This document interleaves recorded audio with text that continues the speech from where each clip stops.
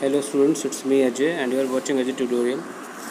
Students, in previous video I have told you about the oxidation state, that these elements show +2, +3 and +4 oxidation state, and you have to put more focus on +3 oxidation state because many questions are based on this. So especially when the f orbital is empty, means when there is 0 electron in f orbital, and when there is 7 electron in f orbital, and when there is 14 electron in f orbital. So such configurations are very important. You have to put focus on that. Today students, we are going to talk about some chemical properties and general features. So as you can see that I am also marking it. You just read with me. Okay. All the lanthanides are silvery white soft metals and they tarnish rapidly. The word tarnish means they become dull when they come in contact with air. The hardness increases with increase in atomic number.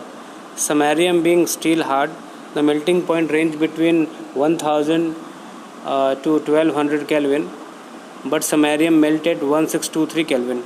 So this is also an important point, student. This is a very important point and you have to mark it. The melting point range between 1000 to 1200 Kelvin, but the samarium melt at 1623 Kelvin. तो ये आपको पता होना चाहिए, important mark करिए, आपको mark कर लीजिए इसको. Then they have typical metallic structure and are good conductor of heat and electricity. Density and other property changes smoothly except for europium and ytterbium, and occasionally for samarium and thulium also. So the next paragraph is many trivalent lanthanides. When there is written trivalent, means we are talking, and this is lanthanides. Okay, it means we are talking about this Ln3+. And also I have told you in previous video that we are using Ln symbol for all the lanthanides. So many trivalent lanthanides ions are colored both in solid state and in aqueous solution. Color of these ions may be attributed to the presence of f electrons. ठीक है, तो जो colour ये show करते हैं f block के elements, colour क्यों show करते हैं? Due to FF transition. तो जब आपसे पूछा जाएगा ये कलर क्यों शो करते हैं, तो आप बोल देंगे due to FF transition. Neither La3+ nor Lu3+ ion show any colour. ये बहुत इंपॉर्टेंट है और इसी के ऊपर एक क्वेश्चन भी है. ये इंपॉर्टेंट क्वेश्चन है, मार्क कर लीजिए. आपकी जो लैंथेनम 3+ है और Lu3+ है, ये लोग कलर नहीं शो करते हैं. ठीक है, तो कलर शो करने के लिए आपको पता है कि इलेक्ट्रॉन्स अनपेयर्ड होने चाहिए. अगर इलेक्ट्रॉन अनपेयर्ड नहीं है तो कोई भी स्पीशीज कलर नहीं शो करेगी. तो लैंथेनम 3+ की बात हो रही है, तो ज़रा हम चेक करते हैं कि ऐसा लैंथेनम 3+ में क्या है कि कलर क्यों नहीं शो करता है. तो उसके लिए मुझे इसकी कॉन्फ़िगरेशन पे स्टूडेंट्स आना पड़ेगा. और लैंथेनम में जो कॉन्फ़िगरेशन है, लैंथेनम में आप देखोगे यहाँ पर जब इलेक्ट्रॉन 3 रिमूव कर देते हैं लैंथेनम में, इसमें इलेक्ट्रॉन जब 3 रिमूव कर दोगे लैंथेनम में, तो इसकी जो कॉन्फ़िगरेशन है कितनी 4f0 हो जाएगी. ठीक है, और 4f0 का मतलब हो गया इसके पास f में कोई भी इलेक्ट्रॉन नहीं है, ये कलर शो नहीं करेगा. ठीक है स्टूडेंट्स, ध्यान रखो. उसके अलावा जब आप नीचे आओगे, नीचे आप देखो, और ल्यूटेशियम की बात हो रही थी, तो ल्यूटेशियम में भी देखो यहाँ पर कितने इलेक्ट्रॉन्स हो रहे हैं, 14 हो जा रहे हैं. ल्यूटेशियम की जो कॉन्फ़िगरेशन होती है वो ये कॉन्फ़िगरेशन है. और जब इसमें से इलेक्ट्रॉन हम 3 रिमूव कर देंगे, यहाँ से 2 इलेक्ट्रॉन निकाल लेंगे, एक इलेक्ट्रॉन डी से निकाल लेंगे, तो एफ में कितने बचेंगे, 14 बचेंगे. तो सारे इलेक्ट्रॉन पेयर्ड हैं, तो ये भी कलर नहीं शो करेगा. ठीक है, तो इस बात का ध्यान रखें. Then in spite of this some other important properties are also there. जैसे कि तो कलर आप मार्क कर लीजिए, इंपॉर्टेंट मैंने आपको बताया.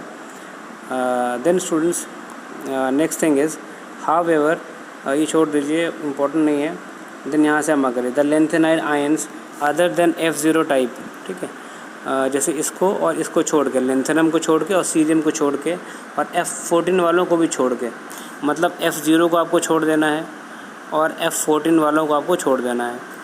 इनको छोड़ के ऑल आर पैरामैग्नेटिक. सारे क्या होते हैं, पैरामैग्नेटिक. ठीक है, इसका मतलब ये है कि जिनके पास F ऑर्बिटल में इलेक्ट्रॉन एक भी नहीं है और जिनके पास F में इलेक्ट्रॉन कितने हैं, 14 हैं, इनको छोड़ के, इनको आपको छोड़ देना है. और बाकी जो लोग होंगे दे आर हाईली पैरामैग्नेटिक। वो कैसे होंगे? They are highly paramagnetic. उसका मतलब ये होता है कि ये जो एलिमेंट्स हैं they are paramagnetic in nature. ठीक है, तो आप मार्क कर लीजिए। ये लाइन दोबारा से मार्क कर दूँ मैं आपको। They all are paramagnetic. ठीक है, and the paramagnetism rises to maximum in neodymium. ठीक है, और जो पैरामैग्नेटिक नेचर होता है वो नियोडायमियम में मैक्सिमम हो जाता है। ठीक है, और यहाँ पर भी एक इम्पॉर्टेंट क्वेश्चन बन रहा है।